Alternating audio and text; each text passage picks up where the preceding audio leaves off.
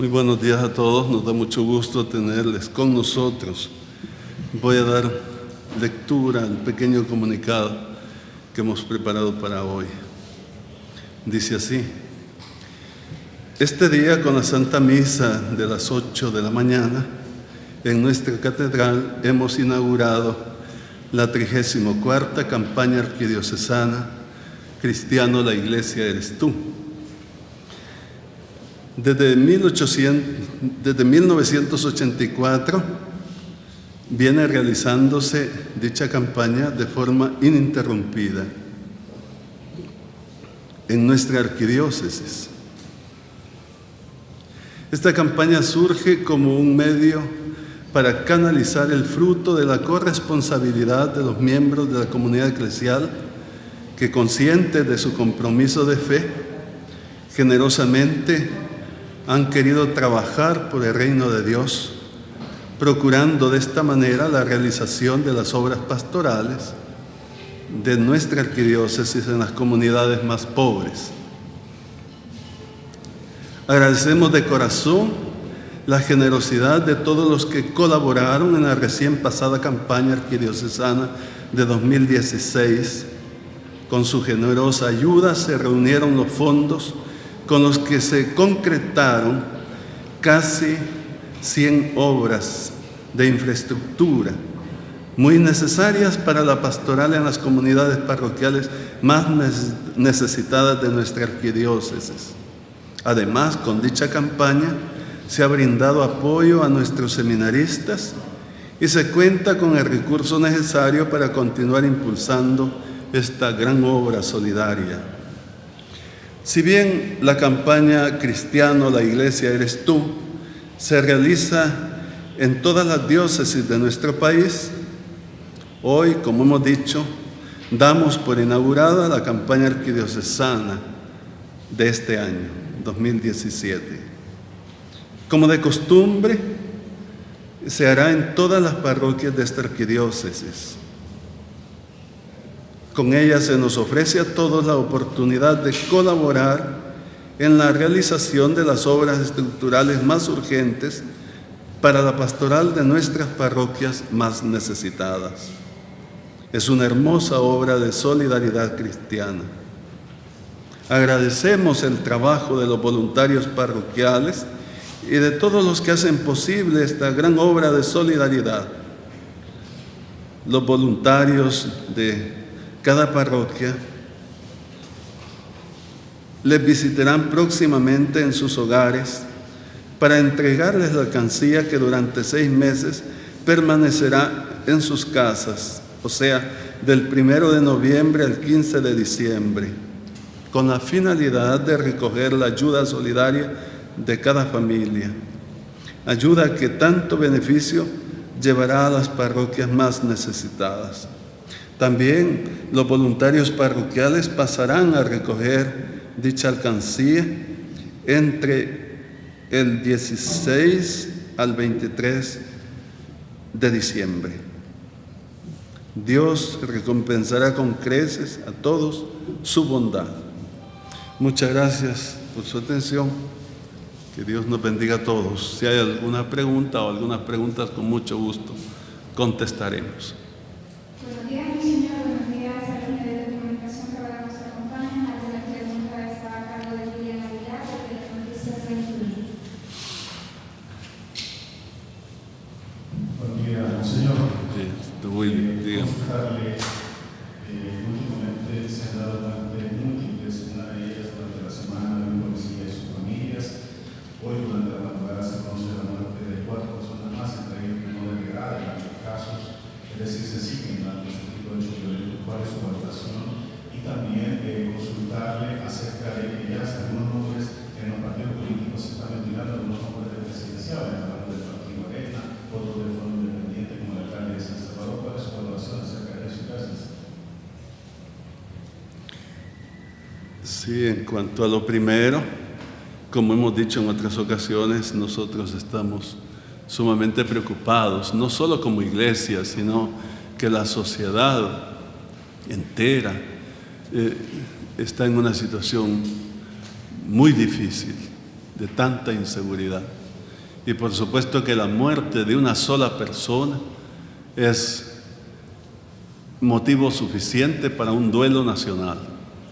Y es muy grave, gravísimo. Pero cuando vemos que no es una sola persona, sino que son verdaderas masacres, y que ya sea la familia completa o tantos miembros, etc., es todavía peor. Es motivo para preocuparse todos, toda la sociedad, y tomar las medidas convenientes. Seguramente el gobierno ha hecho esfuerzo, eso no podemos negarlo, y se siguen haciendo esfuerzos por la seguridad nacional, pero no es suficiente. Y es necesario que haya el apoyo de parte de toda la sociedad y del Estado en todos sus poderes. Como en otras ocasiones hemos dicho, es necesario perseguir el crimen y ser eficientes en esa acción. Pero eso no es todo. También es necesario que hayan verdaderos programas de prevención, de rehabilitación y de inserción en la sociedad, que se desarrollen esas zonas empobrecidas, que son las que sufren todavía más violencia, que se supere la exclusión social, que al contrario a estas personas se les privilegie para que haya trabajo, haya estudio para todos. Me refiero a las personas que habitan en esos lugares, que muchas veces se ven excluidos solo porque son habitantes de esos lugares, no tienen ninguna responsabilidad de la violencia, sino al contrario, son víctimas de la violencia. Ahora, los que han delinquido, se entiende que deberán pagar por sus crímenes, pero tantas personas son sumamente honradas, etcétera, y no tienen posibilidad ninguna de superación. Es muy triste. Entonces, para todo esto se necesitan fondos. Es triste que se bloqueen los fondos para una acción social, cuando debería ser todo lo contrario, debería buscarse los fondos y generarse los recursos necesarios para que salgamos adelante. Hemos llegado muy bajo. Es escandalosa esta forma de vida que llevamos. Tanta violencia. Y es un peligro que nos acostumbremos y que nos parezca que es normal.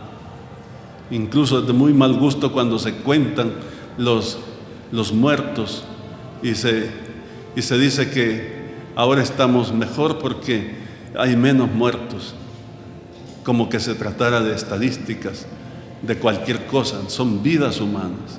Una sola vida tiene tanto valor. Esto nos deshumaniza, no es posible. Tiene que buscarse la solución. Y ya dije, la solución tiene que ser conjunta. Es muy triste que se vean las cosas, y este problema en concreto, en clave partidista electoral, queriendo sacar ventaja de una forma o de otra. Es necesario que se enfrente el problema con sentimientos nacionales, o sea, buscando el bien común, buscando salir adelante. Ojalá que toda esta situación terrible que estemos viviendo sea la ocasión para buscar una solución verdaderamente completa al problema y podamos vivir en paz. Quiero expresar a las familias nuestra solidaridad y por supuesto nuestras oraciones. Estamos unidos a las víctimas. Siempre. La Iglesia va a tener un sentimiento especial para las víctimas y para todas las víctimas, pues son nuestros hijos y nos duele profundamente que estén viviendo de esta manera, sufriendo de esta manera. Su sufrimiento es el nuestro también. Ahora, en cuanto a su segunda pregunta de los precandidatos para las presidenciales, que todavía falta tanto porque eso será en el 2019, pues qué decir, me parece que todavía no estamos en ese tiempo, que es demasiado adelantado y que y que es una lástima que haya todo este movimiento adelantado que perturba la vida nacional. En cuanto a los candidatos a alcaldes y diputados, me parece que ya estamos en el tiempo en que vengan elegidos y qué bien. Nosotros lo único que queremos es que el ejercicio democrático se lleve a cabo con autenticidad, de forma verdaderamente civil, que sea una campaña de altura y que hayan propuestas concretas para resolver los problemas de la sociedad, que hayan las propuestas de verdaderos programas y no tanto el conseguir impresionar a la sociedad con palabras o con gestos superficiales o con ayudas que también no resuelven nada, como el que regala gallinas, y no estoy yo aquí burlándome ni diciendo mentiras, sino que es la verdad. Entonces regala láminas, regala camisetas. Creo incluso que la sociedad, con toda su madurez humana y civil, no se deja embaucar con esto. En otro tiempo, históricamente sabemos que funcionó, en tiempos del PRUD, las famosas comidas de tamales y todo lo demás que se hacía, parece que funcionaba. Ahora la cosa es distinta. Las personas están preocupadas por los verdaderos problemas de la sociedad. En primer lugar, la violencia, como hemos dicho. Y después los demás grandes problemas, como es la economía, la salud y la educación. Ojalá los candidatos ahora a diputados y alcaldes planteen verdaderas soluciones, propongan programas de gobierno en sus campos propios, pero que intenten solucionar estos problemas que son verdaderamente importantes. En cuanto a los precandidatos presidenciales, pues está bien, pienso yo, que ya se vayan perfilando, pero sin hacer campaña, porque eso no sería justo y no sería legal. Y también es un atropello para la sociedad, que tiene derecho a vivir libre de toda esa presión adelantada. En cuanto a lo que me dice el señor Nayib, yo creo que tiene todo el derecho a lanzarse como un candidato más, a formar su partido, su propio partido.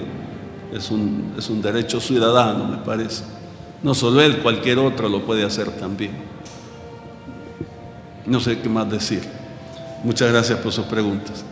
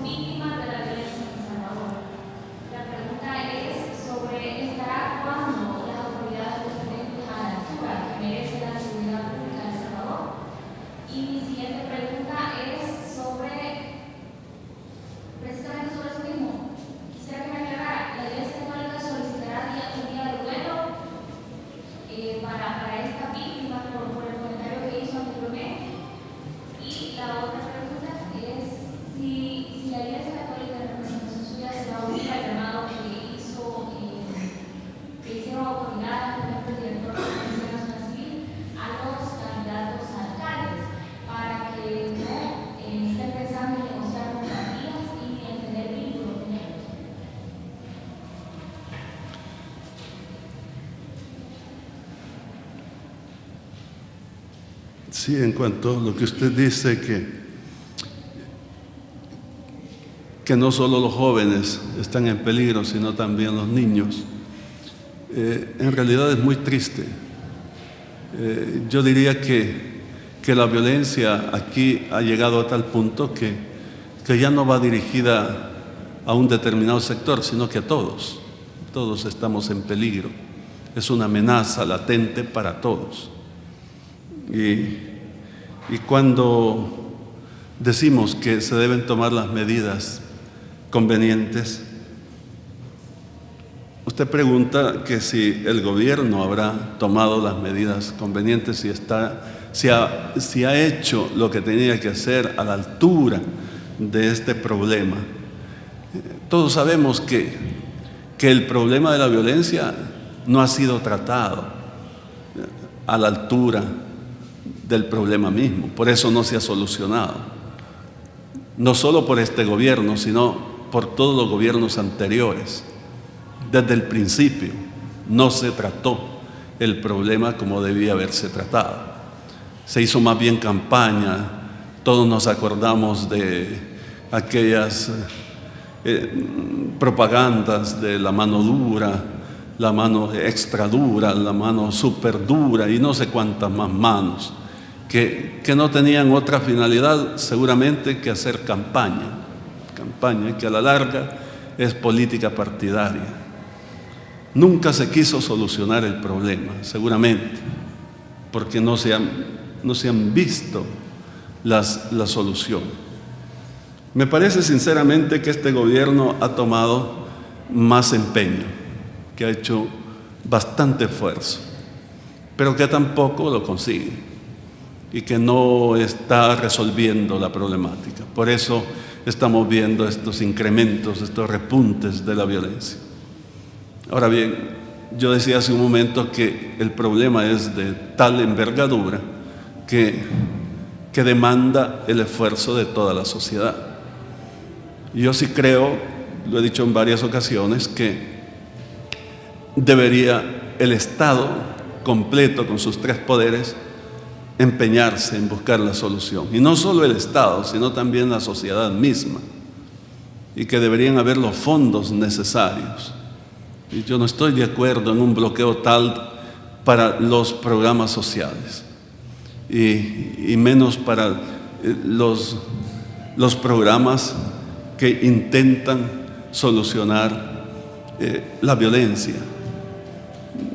Entendiendo, como decía hace un momento, no solo la persecución del crimen y la represión del crimen, sino también la creación de programas de prevención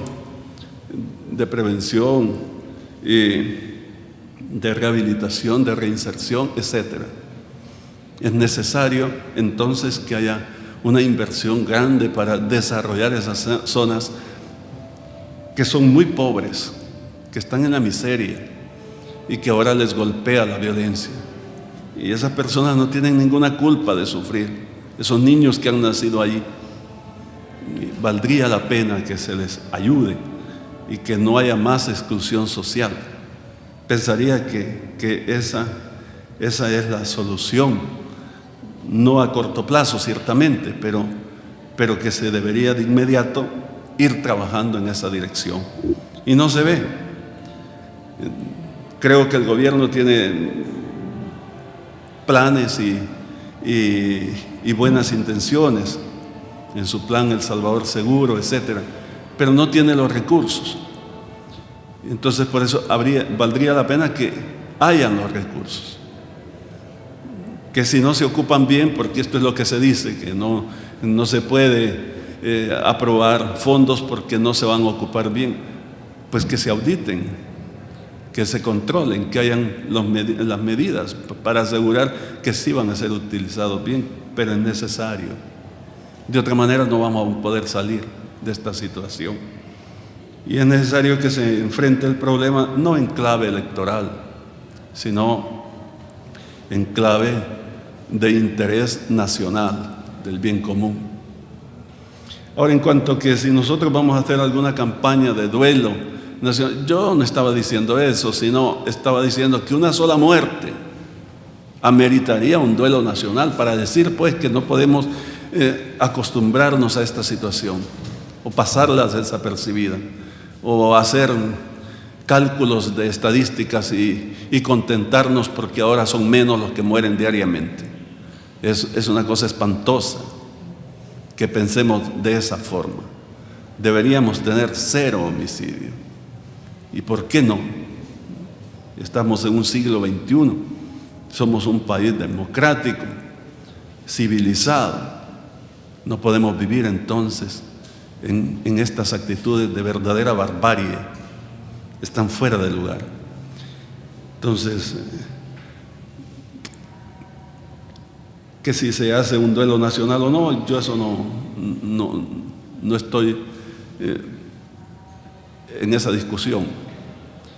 Lo más importante es que se busque solucionar el problema.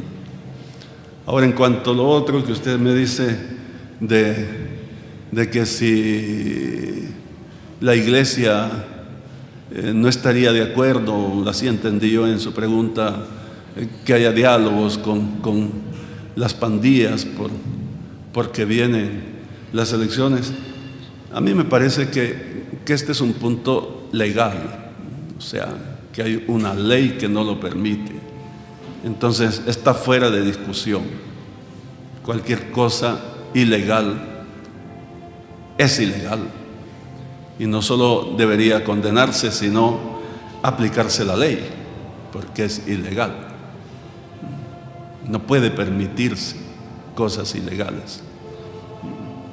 Por supuesto que nosotros vamos a estar en favor de que sea una campaña limpia, que sea una elección, ya dije, de altura, y vamos a estar vigilantes. No es justo que se ocupen medios deshonestos o formas ilegales para conseguir alguna ventaja en la campaña. No es justo, no es justo. Auguramos que sea una campaña, ya dije, como debe ser, verdaderamente democrática, y que tengamos el resultado conveniente, que gane el que el pueblo elija, porque el pueblo es el soberano al que debe dársele la oportunidad que elija con toda libertad. Muchas gracias de todos modos por su pregunta. A continuación, la periodista Rosa Moratalla de Canal 12. Buenos días.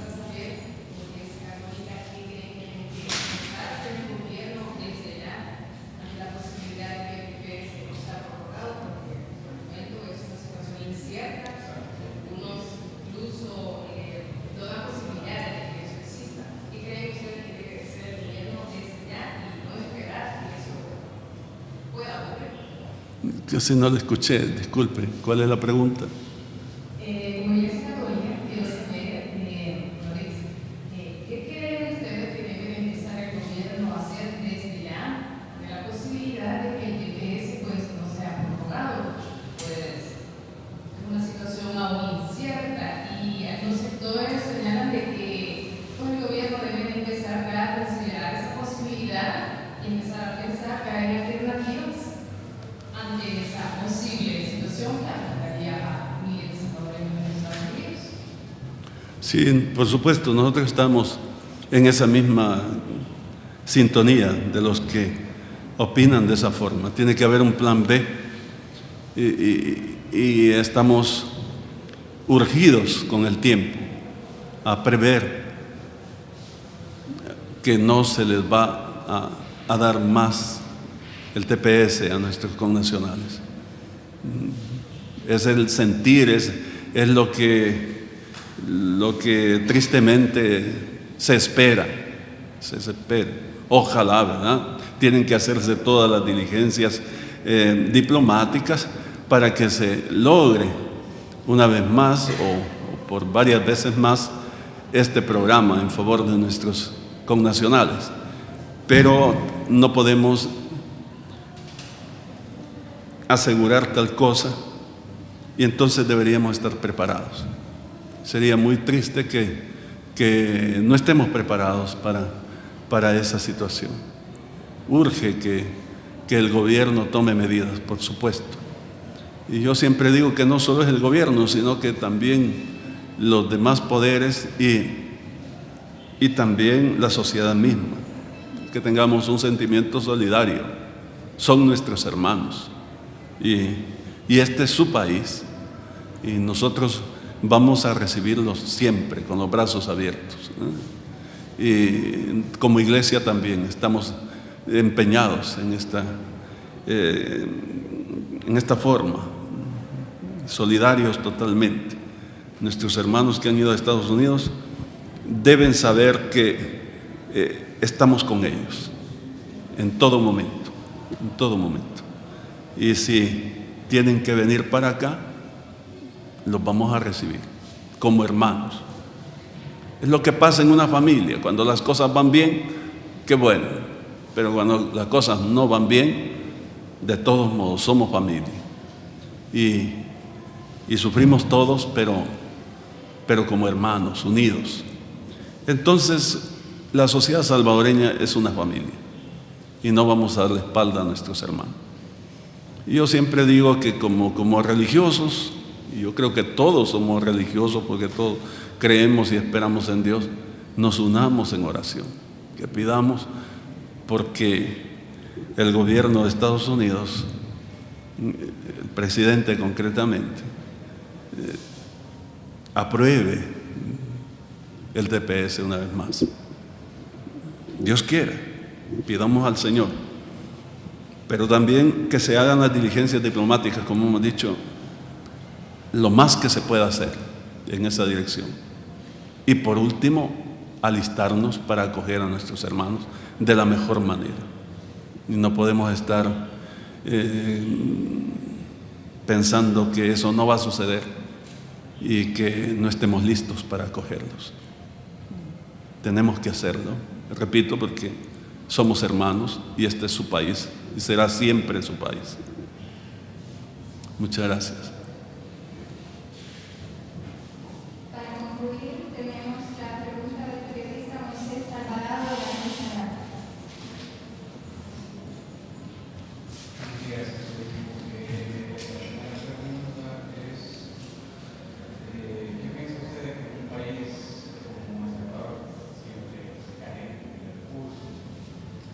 Cuando se extraen recursos del Estado, no suenen ninguna alarma, ni siquiera en corte de cuenta, en las instituciones financieras, y se puede lavar dinero casi impunemente en este país, tomando en cuenta sobre todo el caso de Antonio Saca y más el caso de Gobernanza.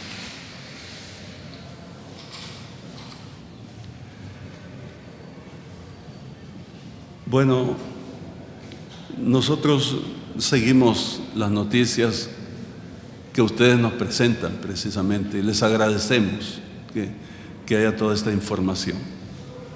Y lo que yo tengo entendido es que son casos, los que usted ha señalado, ya iniciados, que se están judicializando o están judicializados.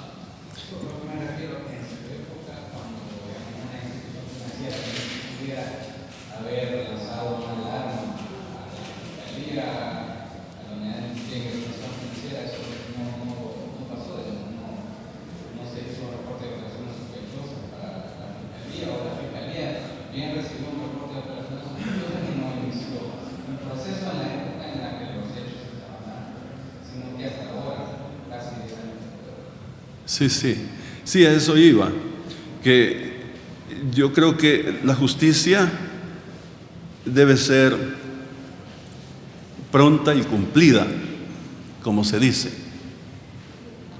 pero sin embargo nunca es tarde para que se haga justicia.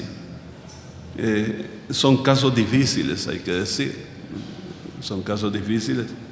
Usted sabe que la ley misma manda la presunción de inocencia, etcétera. Entonces, usted tiene razón que las instituciones contraloras tenían que haber detectado esto desde aquel momento, pero no lo hicieron. Lo importante ahora es que hay la justicia operando, que está operando. Entonces, a lo mejor en el proceso se determinan responsabilidades, no sé yo hasta dónde llegan los procesos en su investigación. Con esto yo no estoy diciendo que sean culpables, no, sino que tienen derecho también ellos a que se les haga un proceso justo, naturalmente. Pero yo pensaría que por las noticias que ustedes nos dan, no es que yo tenga una información extra ni mucho menos, pero que la justicia está operando. Y pensaría que vale la pena darle la palabra a la justicia, ¿cómo decir? Ser respetuosos del proceso y darles la oportunidad para que los operadores de justicia puedan llevar adelante el proceso como debe ser. Se establezca justicia en todo lo que significa. Que ya dije, no es que yo quiera ver culpables a inocentes, ni mucho menos, sino que aparezca la verdad y la ley funcione. Entonces, la sociedad está expectante y es importante que demos la oportunidad a las instituciones operadoras de justicia. Eso diría yo. Y si usted considera, que hay más responsables, etcétera, yo creo que podrá llegar hasta allá la investigación. Todos los que hayan sido responsables, que si omitieron, como usted acaba de decir, una acción que de hecho tenían que hacer, que por ley tenían que hacer, entonces la investigación está en pie, me parece, y que nadie se exime de la investigación. Y si hay pruebas también, entonces se podrían presentar, no sé yo, pero yo daría la palabra, por eso no quisiera pronunciarme en un sentido ni en otro, a las instituciones operadoras de justicia, porque es el juego democrático y así tiene que ser. La segunda pregunta va referida a un caso, una demanda civil presentada por una propuesta que fue expulsado de la iglesia el año pasado contra las 3 personas que lo acusaron, que era acusado sexualmente de ellos cuando eran niños.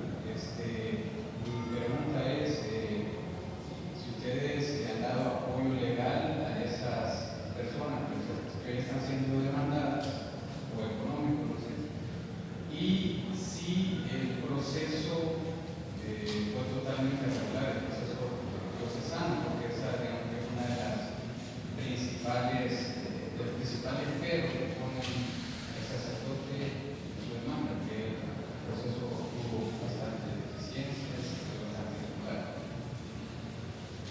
Vean, nosotros como iglesia siempre hemos estado en favor de las víctimas y lo tenemos establecido a nivel universal. Es lo que el Papa nos ha mandado también, es la actitud de la iglesia, y lo decía en otros casos, es de justicia además. Estamos en favor de las víctimas y en ese sentido les hemos dado apoyo, como no, en lo que han necesitado y de acuerdo a nuestras posibilidades, que en medicina, que en esto, en otro. Sin embargo, en este caso concreto que usted señala, el proceso eclesiástico terminó. En los 3 casos terminó. Y por supuesto que se hizo como debía hacerse, con todos los puntos que el proceso debe contener. Nosotros tenemos una legislación canónica y se llevó a cabo punto por punto. Es más, el tribunal es de la Santa Sede. Aquí la diócesis solamente establece un tribunal ad casum, o sea, para el caso nada más, que recoja la información en la fase de instrucción y lo manda todo a la Santa Sede.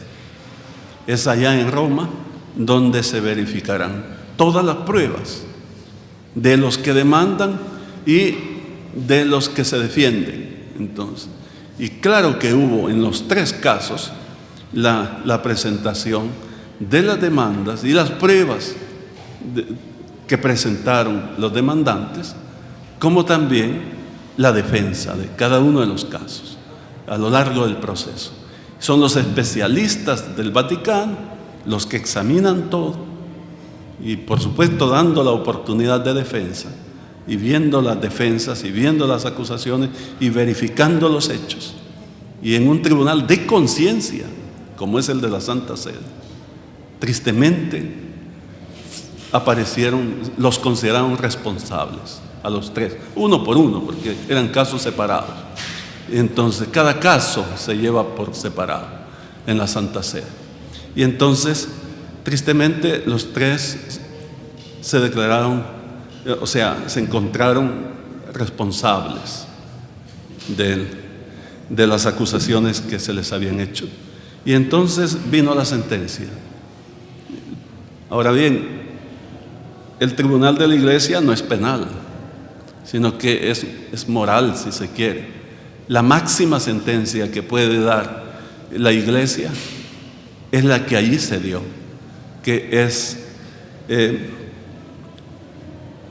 el que ya no sea sacerdote. ¿Cómo decirle? Se trata de quitarle su condición de sacerdote y la dimisión de su estado clerical, así se llama, la dimisión del estado clerical. Entonces, en esa situación están los tres sellos. Ahora me parece, mande.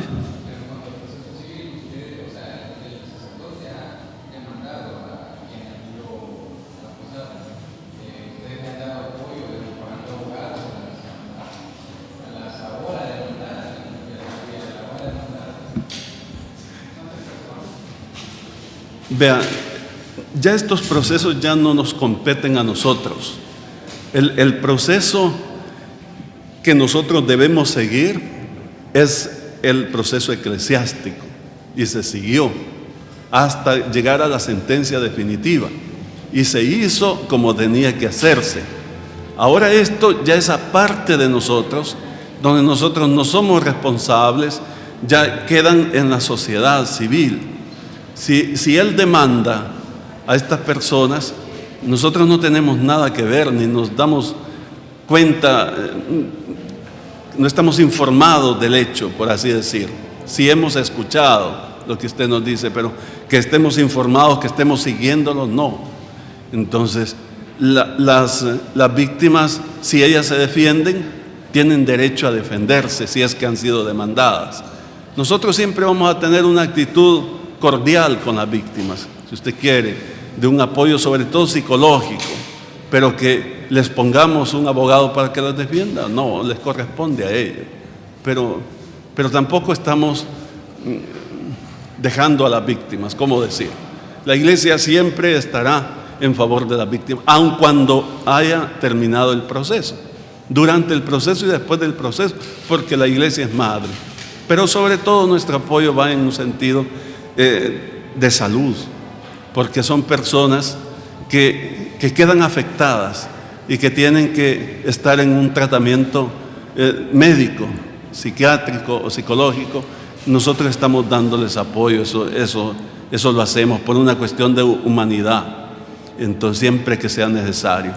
Y si nos piden un apoyo jurídico de aconsejarlos, también en lo que podamos, está mandado que la diócesis apoye también jurídicamente en asesoría.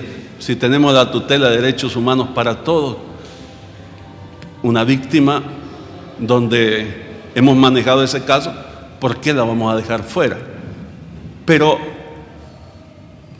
me parece que en este caso concreto ellas han contratado la defensa, porque hay un proceso caminando, tengo entendido. Entonces, nosotros más bien podríamos apoyar en un sentido si se nos busca. No estoy informado, pero si se nos busca, vamos a apoyar jurídicamente, dando información, mejor dicho, asesoría, como lo hacemos siempre con cualquier persona. Pero en el aspecto psicológico sí, cubriendo las recetas, las medicinas, eso sí lo hacemos con todas las víctimas. Muchas gracias, muy amable. Gracias por todo. Pasen buen día.